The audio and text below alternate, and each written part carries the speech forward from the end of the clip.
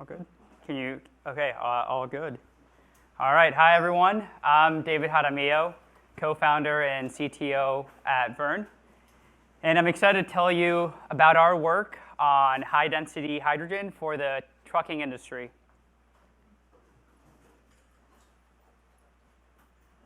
So about 40% of trucks today in the US, so about 1 million trucks today are either long haul, they're driving well more than 300 miles, or maxed out at 82,000 pounds.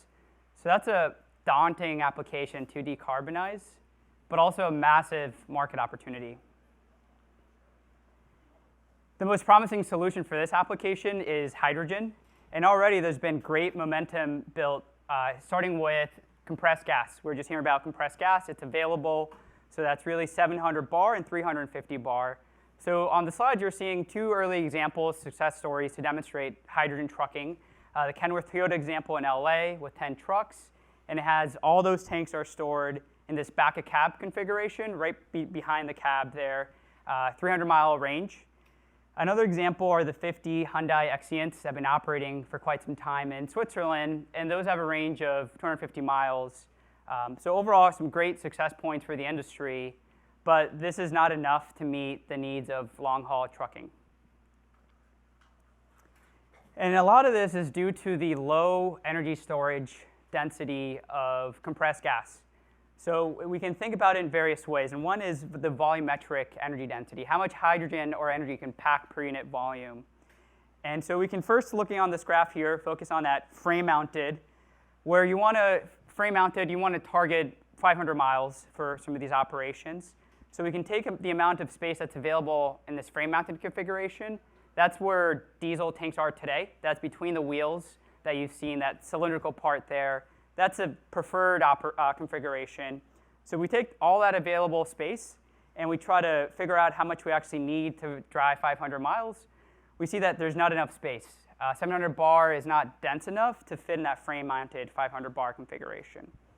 Now, the other configuration that's quite common is this back of cab, illustrated here in the Kenworth Toyota. And if you're doing back of cab and you're taking all this bulk, you want this thing to go diesel-like parity. You want it to go 800 miles or more. Again, we do the same analysis of sort of how much space is available and how much we actually need with 700 bar, and same thing pencils out. There's not enough. The energy density is not high enough to pack hydrogen to drive 800 miles with this configuration. But let's just say we're going to just pack as much tanks as we can there per volume. The issue that arises then is actually a gravimetric energy density. That's a lot of tanks you're adding. That's a lot of bulk. That's a lot of weight. And this is actually a huge deal to the fleet operator. This has a massive negative impact on the total cost of ownership. Every tank you're adding adds weight, and that means you can carry less goods, less payload, less profit. So to kind of highlight this on the right, we're looking at total cost of ownership in dollars per mile. We're ignoring the driver cost. And the main cost here is fuel. I'm assuming they're $5 per kilogram for hydrogen, so no surprise there. But you'll see then truck capex, and somewhat surprisingly, the payload impact, how much less you can carry because of the bulky tanks, is comparable to the truck capex. So this is a very big deal, impacting the bottom line. So with this, we can conclude that to enable even more applications, more of long-haul industry decarbonization, we need a higher density system. So let's take a step back and see what hydrogen densities are possible. So here we're showing a phase diagram of hydrogen densities. So y-axis is hydrogen density. You can also think of this as just energy density. And then x-axis is just temperature, where room temperature is 300 Kelvin, so it's that bottom right-hand corner. And then those gray lines are isobar, or constant pressure lines.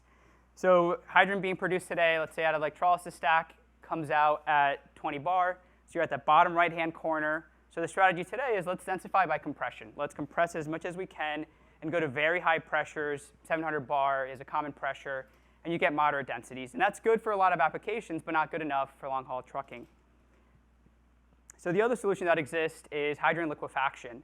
So instead, you got hydrogen coming out of the production, let's say 20 bar, and instead of compressing, you're going to cool that gas. You're going to cool that gas below liquid nitrogen temperatures, and you're going to cool it enough, you pay a big energy penalty for it, but you cool it to eventually see this uptick, and that's a phase transition, so that you convert that gas into a liquid. So that's hydrogen liquefaction. And the uptick is you get much higher densities. So on board a system about 4 to 5 bar, you're really looking at around 60 to 55 grams per liter of hydrogen density. So that's a big improvement over 700 bar. So that's a step in the right direction.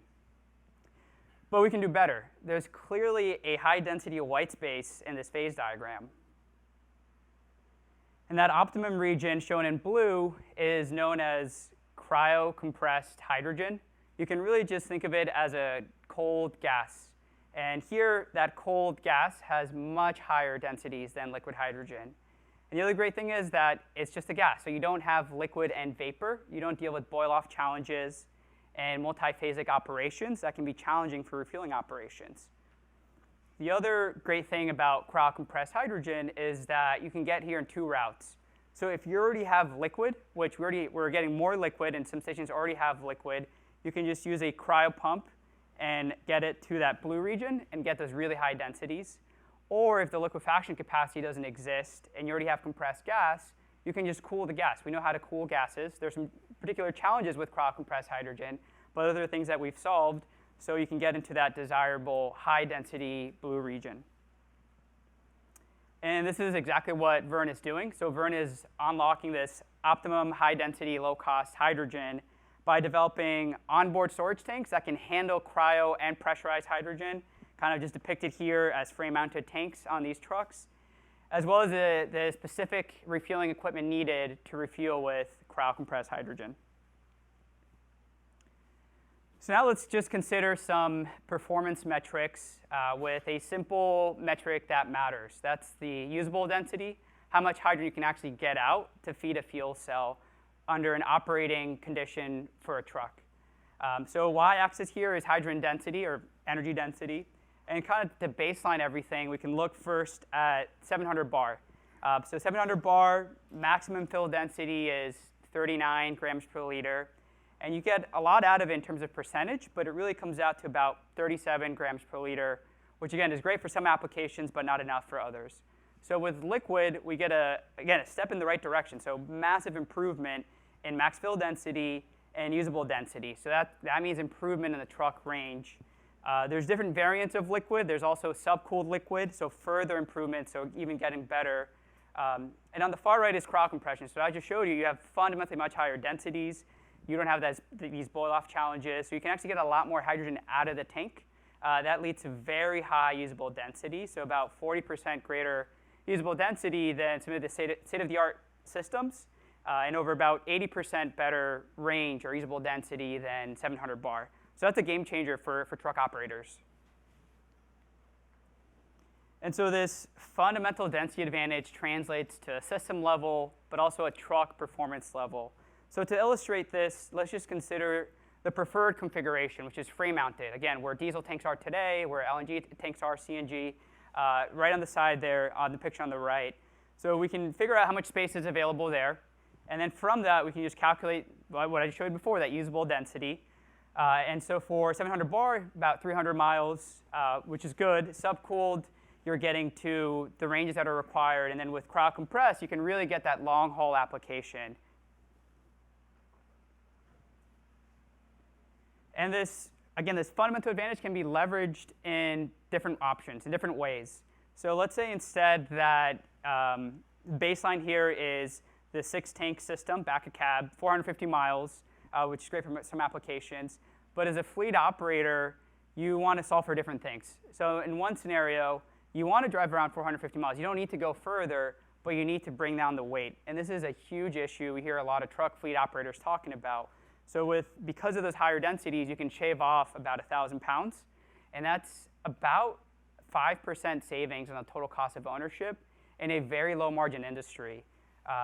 Or another fleet operator, for example, the Walmarts and Amazons of the world, that they control their own private operations and refueling, they care about the refueling side as well.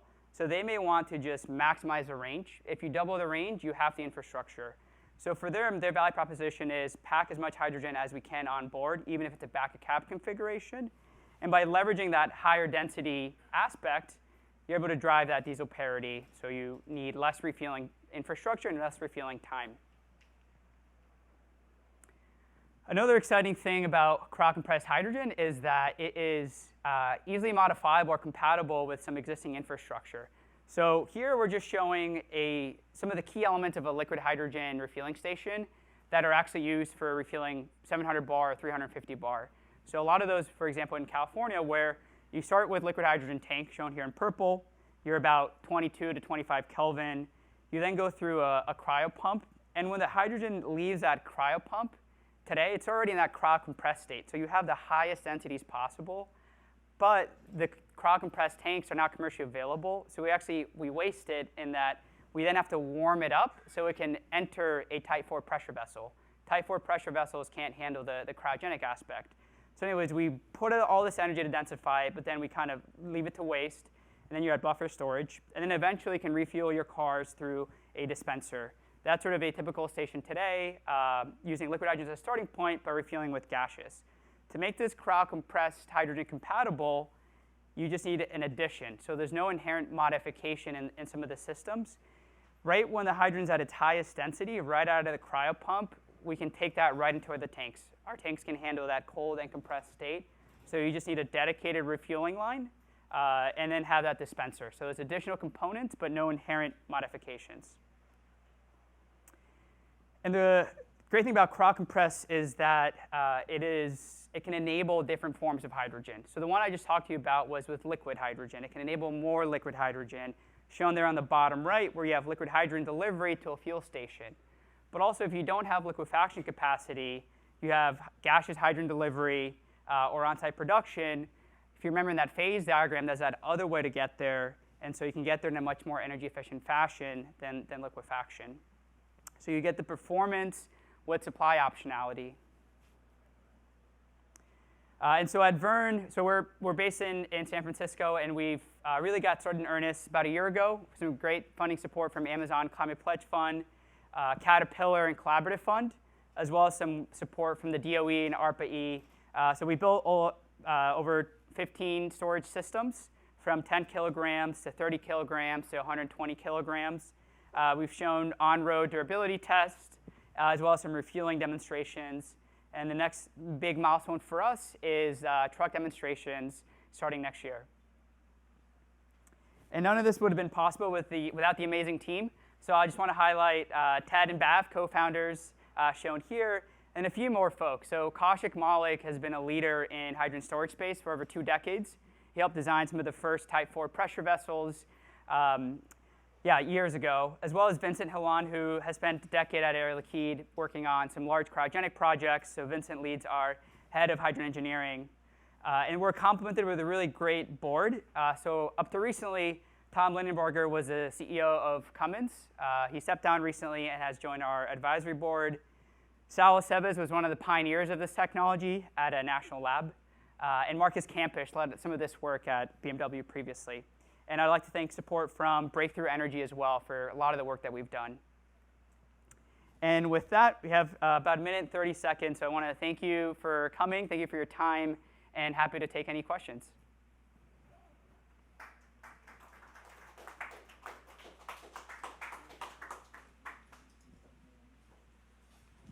Hey, so are your tanks cryogenic in that they need to maintain the temperature, or are they insulated enough to maintain the temperature throughout the duration of the trip? Yeah, so there's no active cooling, so they just have to be insulated enough for these operating conditions.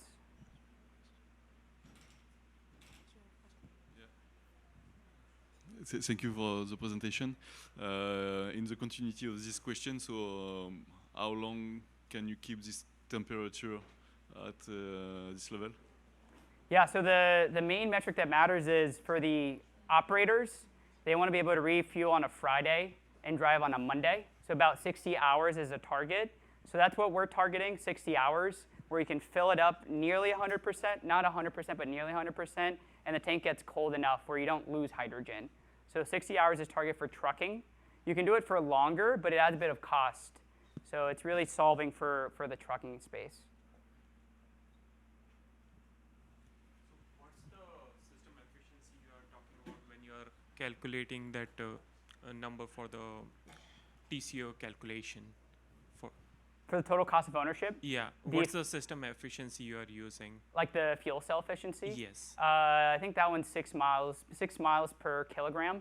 Maybe not the metric you're looking for, but 6 miles per kilogram is what is assumed there. Okay. And that's sort of pretty in line with what we're seeing today, even though everyone kind of projects we'll get to 13 or 14 miles per kilogram of hydrogen. Okay. Thanks. Yeah.